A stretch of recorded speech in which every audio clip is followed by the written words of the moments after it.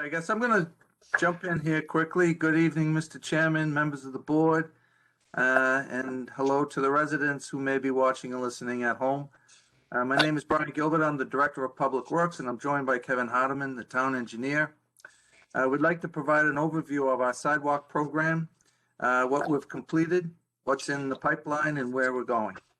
I'd like to start with a broad overview of the program and then turn over the presentation to Kevin Hardeman to present some of the more technical and project focused information.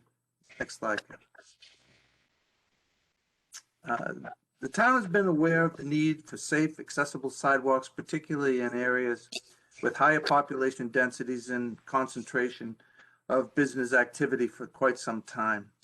This is expressed in the 2003 and then again in the 2016 master plans.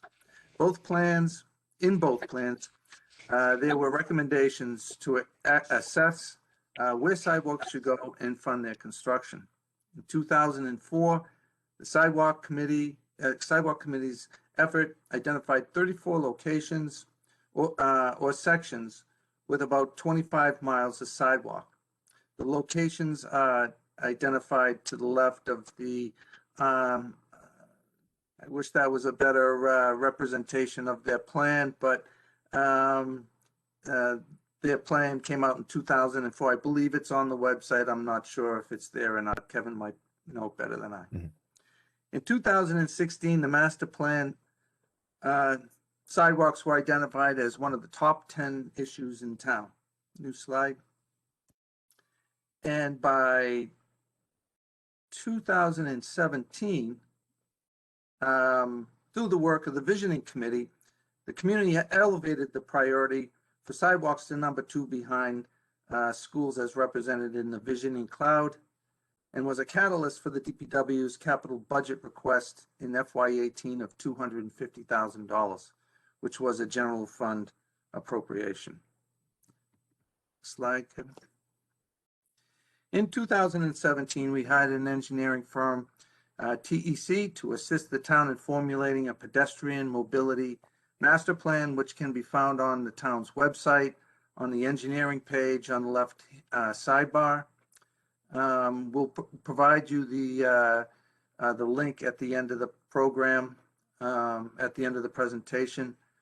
But the goal of the plan was to conduct a needs assessment and establish a plan that guides the town in programming and prioritizing capital improvements related to sidewalk repair, new installations, ADA curb ramps, and new improved crossing treatments that enhance connectivity and safety. In 2017, we held a public forum to gain input from our residents. We had approximately 25 to 30 people in attendance. To enhance our discussion, we were able to take information that we received from surveys that we had online prior to the forum and which we conducted during the forum. We input those and were able to present our findings real time to our audience for a more interactive discussion on goals and priorities. Next slide, Kevin. From those planning efforts, we established the following goals: connect the fragmentation of existing sidewalks, provide access to destinations, promote recreation, and improve pedestrian safety. We found that these goals are not much different than from the community input of the 2003 and 2016 master plan discussions. The goals may have changed, haven't changed, but the priority to town residents has. Next slide, Kevin. To achieve these goals, the plan calls for filling in gaps, installing sidewalks along major roadways, which was the #1 priority of the participants of our forum. And it makes sense because to establish a base framework to build off of or from is important. You don't want to build something to those major arterials and not have something there. So you want to build base framework and then build out. Other goals, objectives include connecting points of interest where people can walk to, locations people want to go to, and then design for safety. Next slide, Kevin. So what we came up with was 57 segments on 13 roadways and including 20 miles of sidewalk. We have so many segments because when we established the plan, we estimated our cost per segment to be about around $250,000, which was the appropriation that we had received at town meeting. So we kind of built the plan around that number. Isn't to say that we can't build 2 or 3 segments at a time, such as we're doing on Shawsheen Street. But it was the only mechanism that we had at the time was the general fund appropriations. I believe Kevin has a slide later on, which will outline different funding mechanisms, especially in light of the greater use of Chapter 90 and the recent approved revolving fund. One important note that I want to make here is there are other streets in town that are just as important as the streets we show here, especially to the residents that live on those streets, and we understand that. But we needed to put some limits around this phase of the sidewalk program. There may be other roadways that should and may be considered given current funding, infrastructure projects that we haven't planned for just yet, and development that we don't know is coming, and we can review installing sidewalks on those streets at a later date. As noted on a previous slide, work began in 2018 for the first sidewalk project under the pedestrian mobility plan, which was a stretch on Pleasant Street from the high school down to Whipple Road. I'm going to turn it over to Kevin here, but you can see the yellow is what we're proposing to do. The red is what is currently built, and you can see the fragmentation that you do have of the sidewalk network that exists and the need for major arterials to be to close these that fragmentation down, if you will, but to provide a real base framework for expanding the sidewalk into secondary arterials. Kevin? Thank you, Brian. Thank you, Mr. Chairman. So as Brian said, this is the map that was created out of the pedestrian mobility plan in the workshop. You can see the areas in red are the existing sidewalks. The areas in yellow are the sidewalks we look to build. As Brian said and mentioned, you know, they're on main roads to start, so we can build the framework off of that. And this map, as Brian said, can be found on the engineering division website. And I'll present the website at the end of the presentation. This slide outlines some of the design elements that we utilize during the development of a project to enhance pedestrian safety. Really, the key principle in enhancing safety is providing separation between pedestrians and vehicles. One way to do this is provide a minimum 3-foot vegetated buffer. And another approach is to utilize curbing with a vertical profile to create that separation. But in order to utilize curbing, there needs to be an active drainage system in the roadway, either already existing or installed as part of the project, so you don't wind up with puddling along the curbs. ADA and AAB compliant ramps and crosswalks are also important for the sidewalk network, so that we can ensure that the sidewalk can be used by all types of users. Traffic calming techniques such as road narrowing naturally reduces vehicle speeds, which make it safer for pedestrians, and also increasing and enhancing signage and pavement markings improves pedestrian safety.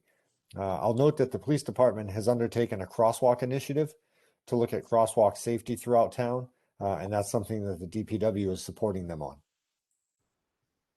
So this slide provides some information on the design considerations. I know questions came up at town meeting about the type of sidewalk that we plan to install in town. And these affect the project cost as well as the feasibility. As you know, there are two choices for the walking surface. Asphalt is less costly than concrete and easier to maintain, but concrete has better durability. And concrete is always used in town for ADA ramps for that purpose.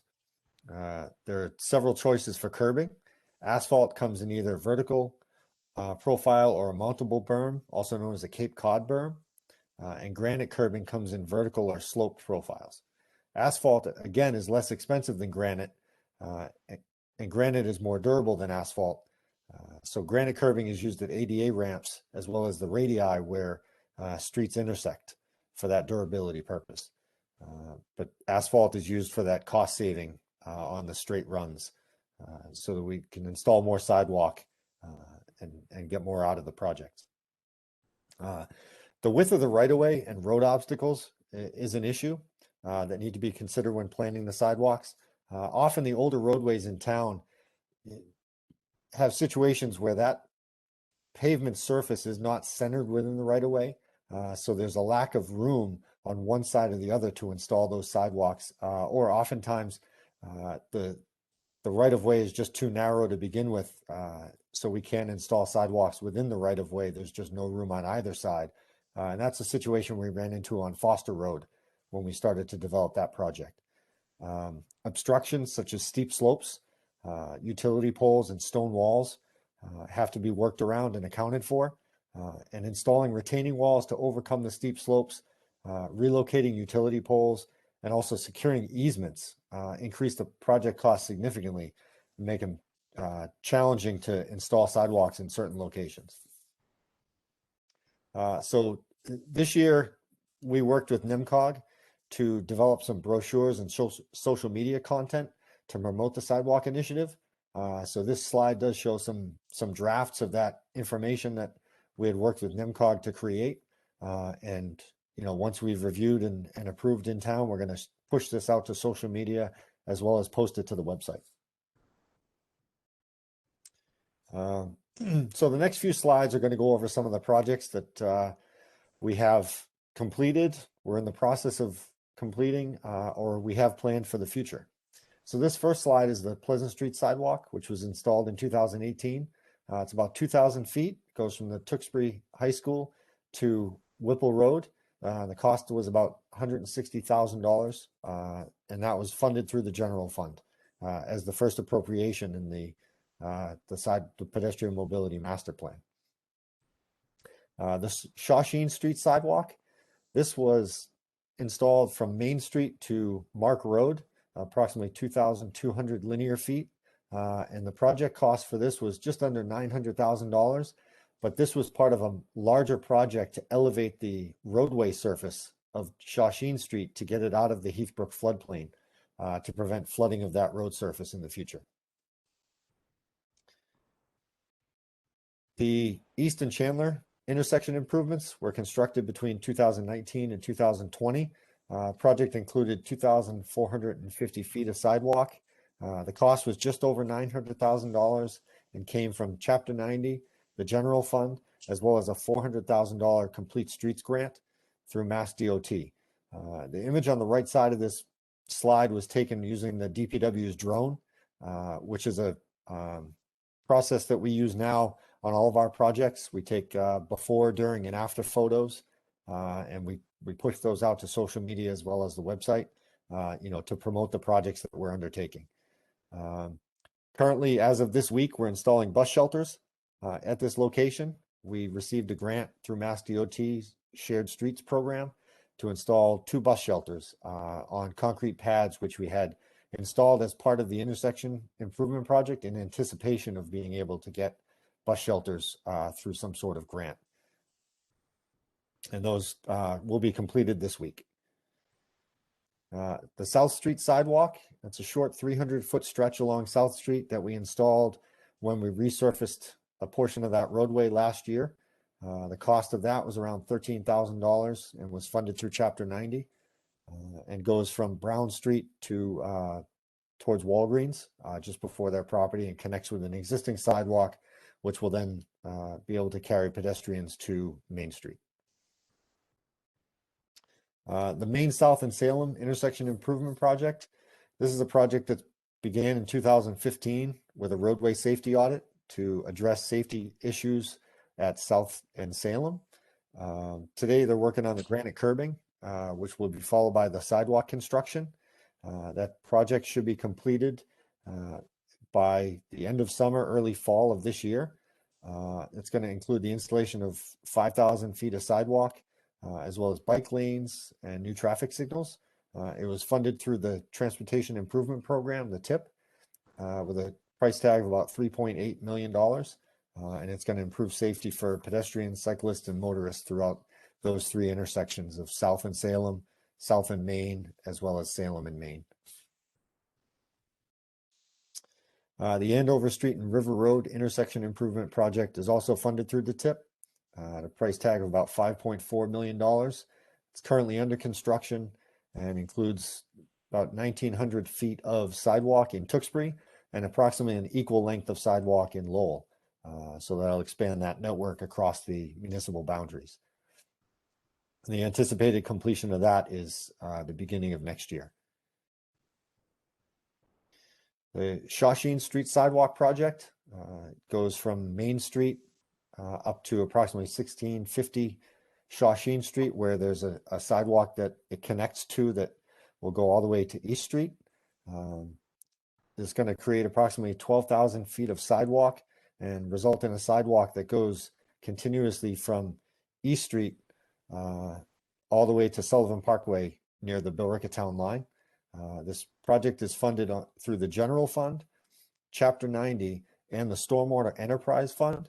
As you can see on the plan view here, there's some stormwater BMPs that need to be installed as part of this project to address the increase in impervious area that results from constructing the sidewalk. So we're able to use Stormwater Enterprise Fund to fund a portion of this construction, just the BMP portion, and also helps the town meet the requirements of the MS4 permit, the stormwater permit through EPA, that requires the town annually to install a stormwater BMP at a town-owned facility. Construction of this sidewalk is expected to start in the next few weeks.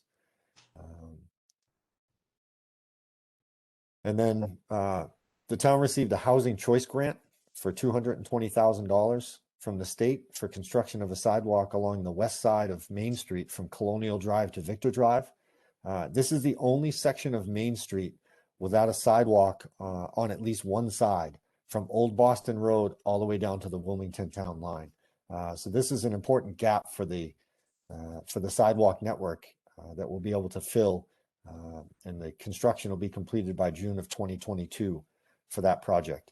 Additionally, MassDOT's working on a Main Street resurfacing project that's expected to begin next spring, which will go from Nelson Ave all the way down to Colonial Drive and install approximately 13,000 feet of sidewalk along Main Street with a project cost of about $5.7 million funded through the TIP. We're currently designing 2,800 feet of sidewalk up on Fisk Street and Andover Street. We're going to pursue Complete Streets funding for this project.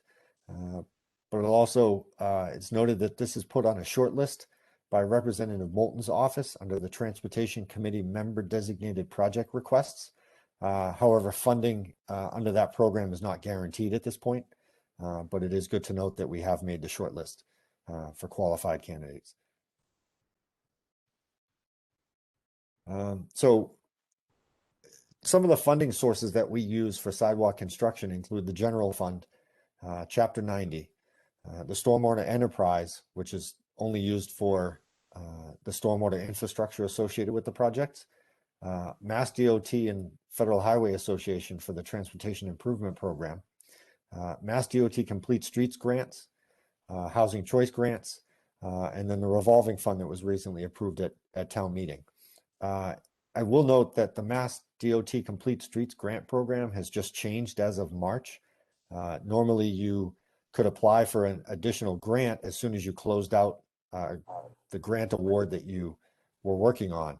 They changed this to be basically they put a 4-year moratorium on the community, and you have to wait 4 years until you can apply for another grant. So because we received a grant in 2019, we can't apply for the Complete Streets grant until FY23 at this point. But we will do that as soon as we're eligible. We'll be submitting a grant application for Complete Streets. So some of the things we've done to date, as we've discussed, we've completed 4 sidewalk construction projects towards our pedestrian mobility master plan. Approximately 7,000 feet of sidewalk have been included in those projects. We've got about 6,900 feet of sidewalks that are currently being installed.